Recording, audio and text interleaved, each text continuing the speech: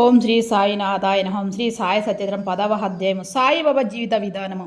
బాబావారి శయనలీల బ్రహ్మము యొక్క సుగుణావతారము. షిరిడిలో బాబా నివాసం. వారి జన్మ తేదీ, బాబా లక్ష్యం, వారి బోధనలు, సాయిబాబా సద్గురు బాబా వారి అనుభవ నానావళి, మహాత్ముల కథ శ్రవణం, వారి సాంగత్యమే అతి సులభ మార్గము. సాయిబాబా జీవిత విధానము. ఎల్లప్పుడూ శ్రీ సాయిబాబాను భక్తి ప్రేమలతో జ్ఞాపించుకున్నాము. ఎలన బాబా ఎల్లప్పుడూ తమ ఆత్మస్వరూపునందే లీనమై స్వరువులకు హితవు చేయుట యందు నిమగ్నులై ఉండేడివారు.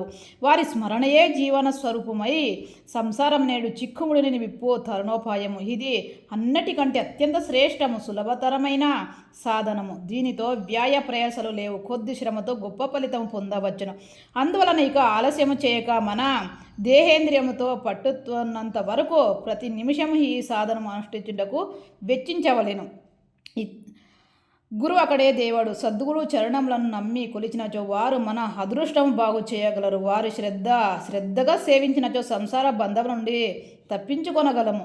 న్యాయ మీమాంసాది షడ్ దర్శనములను చదువ పని లేదు. మన జీవితం అనే ఉడగు సద్గుని సరంగుడుగా చేసుకున్నచో కష్టములు చింతలతో కూడిన సరంగమనే సంసారమనే సాగరం మనము సులభముగా దాటగలము. సముద్రములు నదులు దాటినప్పుడు మనము ఒక ఒడ నడిపేవాని యందు నమ్మకముంచినట్లు సంసారమనే సాగరము దాటుటకు సద్గురువే సరంగుడై పూర్తి నమ్మకంతో ఉంచవలెను. భక్తుల యొక్క అంతరంగమున గల భక్తి ప్రేమలకు బట్టి సద్గురు వారికి జ్ఞానము శాశ్వతానందం ప్రసాదించును.